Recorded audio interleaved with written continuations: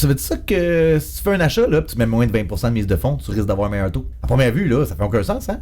Ben écoute la vidéo jusqu'à la fin, tu vas comprendre pourquoi. C'est parce que quand tu mets en bas de 20% de mise de fonds, là, ton prêt, il va être assuré. Tout le monde a déjà entendu parler de la fameuse prime SCHL. Ben en réalité, là, il y a 3 assureurs prêts qui opèrent au Québec. La SCHL, Sagen, puis Canada Guarantee. Leur rôle officiel, là, ben, c'est de faciliter l'accès à la propriété, premièrement en permettant des mises de fonds minimales, mais en plus, ils offrent toutes sortes de programmes qui facilitent la vie aux acheteurs, moyennant une prime, évidemment. Ce qu'ils font réellement, là, ben, c'est d'assurer les prêteurs pour mitiger le risque de perte financière en cas de défaut de paiement. En langage clair, là, ben, si t'arrêtes de payer, tu vas perdre ta maison. Mais ça, là, ça engendre des frais. Puis en plus, là, si la vente de ta maison ne couvre pas le solde du prêt, là, ben, c'est l'assureur qui va payer. Assurance, prêt. Ben là, vous allez me dire, ben là, il n'y a pratiquement pas de risque pour les banques. En effet. C'est la raison pour laquelle tu as un taux avantageux si ton prêt est assuré. Ça vient pas sans frais, là. C'est là qu'entre en jeu la fameuse prime SCHL ou la prime assurance prêt. Au moment où on se parle, là, si tu mets entre 5 et 10% de mise de fonds sur ta maison, là, ben c'est 4% du montant du prêt hypothécaire que tu vas payer en prime d'assurance. 10 à 15% de mise de fonds, 3,10. 2,8, 2,4. Regarde, c'est pas gratuit, là. 400 000 x 4%, là, ben c'est 16 000 bâtons. Plus taxe. Une taxe. 9%. La prime, tu peux la financer, mais la taxe, tu peux pas. Fait que si tu achètes une maison à 400 000, là, puis tu mets 5% de mise de fonds, là, ben ton prêt, c'est 380 000.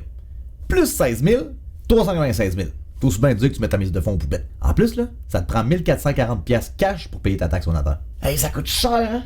Ben, ça dépend comment tu le vois. Parce que si ça serait pas des assureurs prêts, là, à moins d'avoir 80 000$ cash, là, tu peux te dire bye-bye à ta maison à 400 000. Ben oui, parce que dans un prêt dit conventionnel, là, la mise de fonds minimum, c'est 20%. Avec l'assureur, là, ben c'est 20 000$. Puis entre toi et moi, là, le temps que ça va te prendre à te piler le 60 000$ qui te manque, là, ben pendant ce temps-là, le gars qui a déjà acheté, là, sa maison va prendre de la valeur à tous les jours qui passent. C'est à toi de voir. Et oui, je m'écarte. Là, à partir du moment où on comprend là, que c'est les assureurs qui mitigent le risque pour les banques, là, vous comprendrez que c'est eux qui dictent les règles. Ratio d'endettement 39,44. Assureur prêt. Amortissement maximum 25 ans. Assureur prêt. Prix du financement maximum 1 million.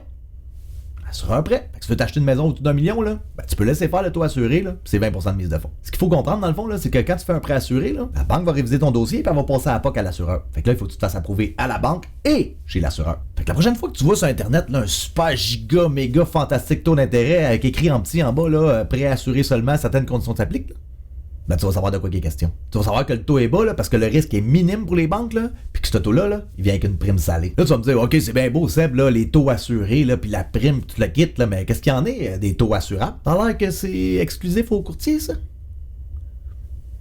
Oh! Ben ça, là, c'est un sujet pour une autre vidéo. Sur ce, merci beaucoup. On se voit la semaine prochaine, puis j'ai hâte de faire affaire avec toi.